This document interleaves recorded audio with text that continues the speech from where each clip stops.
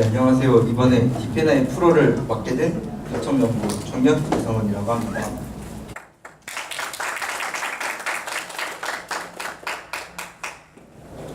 네, 저희 발표 주제는 사회복지와 보건복지인데요. 먼저 순서대로 사회복지는 무엇이고, 제가 본 사회복지는 무엇이며, 그래서 보건복지는 무엇이고, 저의 기도 제목은 무엇인지 설명해 드리겠습니다. 자, 시작하겠습니다. 여러분들은 사회복지하면 가장 먼저 무엇이 떠오르시나요?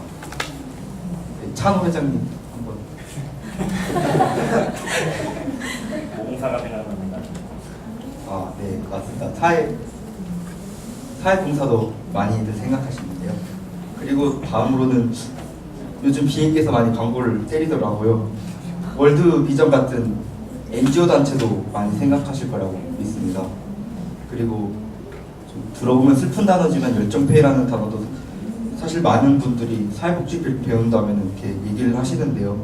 셋 다 틀린 말은 아닙니다. 왜냐하면 사회봉사는 사회복지를 실천하는 방법 중에 하나이고, NGO 단체는 사업적으로 복지를 실천하고 있는 그런 기업들이기 때문입니다. 그리고 열정페이는 사회복지사들의 현실을 반영하고 있는 단어라고 생각하고 있습니다. 그렇다면 사회복지는 무엇일까요?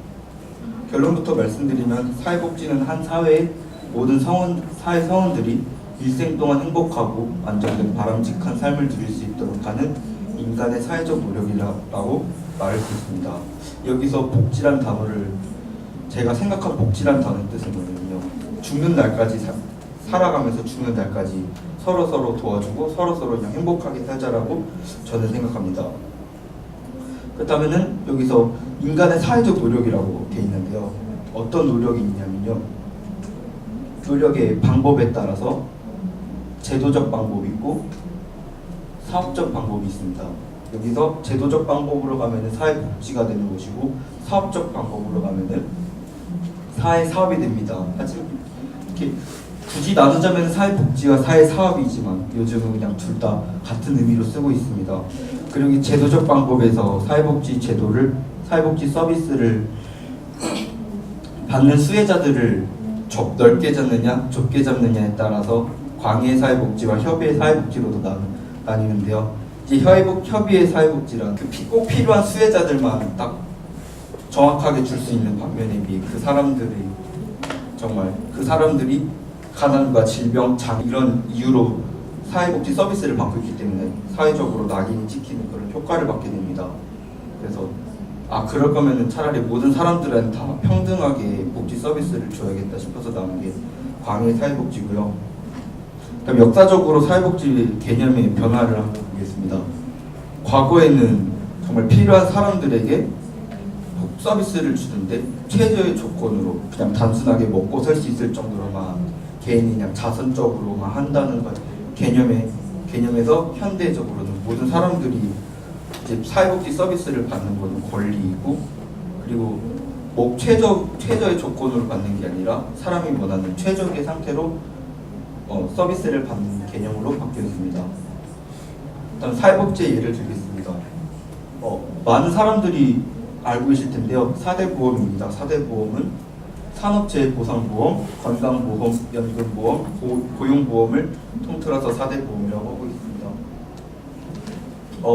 이 네 개를 쉽게 설명해 보자면 각각 일을 하면서 생길 수 있는 재해와 건강, 노후, 실직 문제들을 보험이라는 그런 형태로 보상을 해주는 것인데요.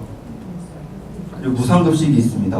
무상급식은 말 그대로 초중학생들이 돈을 내지 않고 무상으로 급식을 제공받는 것입니다. 여기까지가 제도적인 노력으로 볼 수 있습니다. 그리고 마지막으로는 NGO 단체에서 구호물품 전달을 하는 건데요. 이게 예를 들면은 이번에 우리나라에 쌍태풍이었잖아요. 그래서 대전이었나? 그쪽에 한 아파트가 단전되고 침수되고 하면서 아파트 사람들이 피해를 입었대요. 그래서 적십자에서 긴급 구호물품을 전달했다고 합니다. 이렇듯이 사회복지는 가난하다거나 질병이 있다거나 장애가 있다거나 재해를 입었다거나 그런 상황에서도 인간적으로 삶을 영위할 수 있게끔 해주자라는 뜻으로 하는 게 사회복지입니다. 그럼 제가 본 사회복지 문제점에 대해서 말씀드리겠습니다. 처음에 인간적 관계라고 돼 있는데요. 이거는 사람이 사람을 상대한 일인데 사람은 창세기 3장에 영적인 문제에 걸려들어 있기 때문에 그 사람이 갖고 온 그 문제의 정확한 원인을 모릅니다.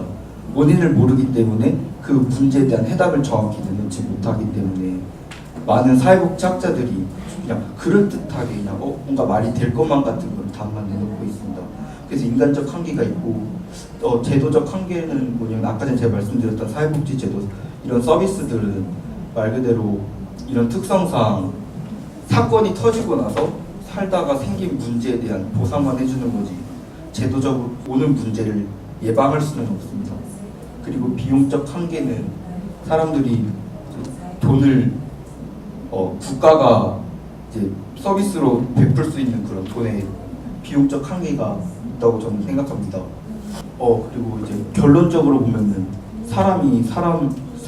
사회복지는 사람이 사람을 이렇게 도와주고 뭔가 같이 문제를 해결해 주려고 하는 이런 제도, 이런 그런 시스템인데 이제 아까 전에 제가 말씀드렸던 인간적 한계랑 뭐 제도적 한계 이런 거를 사람들이 뛰어넘을 수 있는 그런 힘이 없기 때문에 뭔가 자신의 열심으로 뭔가 열심히 노력하고 뭔가 같이 행복해 보려고 막 연구하고 조사해도 결국 답이 안 나기 때문에 그냥 어쩔 수 없이 열심히밖에 안 하는 겁니다. 열심히밖에 안 하는데 너는 왜 내 문제 안 치료해주냐 이런 사람들도 많고 뭔가 생각해놓은 프로그램들을 딱 했는데 결과는 별로 안 좋으니까 일을 하다 보면 스트레스를 받고 또 스트레스를 받으니까 질병이 찾아오는데 질병이 찾아오는 만큼 또 막 이렇게 돈을 많이 쓰느냐 그것도 아니고 자신은 스트레스 받으면서 열심히 일을 했는데 돈을 많이 안 주니까 돈이 많이 안 주는 것 때문에 또 스트레스를 받고 그것 때문에 또 다시 질병이 찾아오고 그런 것 때문에 아까 전에 말씀드렸던 결국 열정폐라는 단어가 나온다고 저는 생각합니다.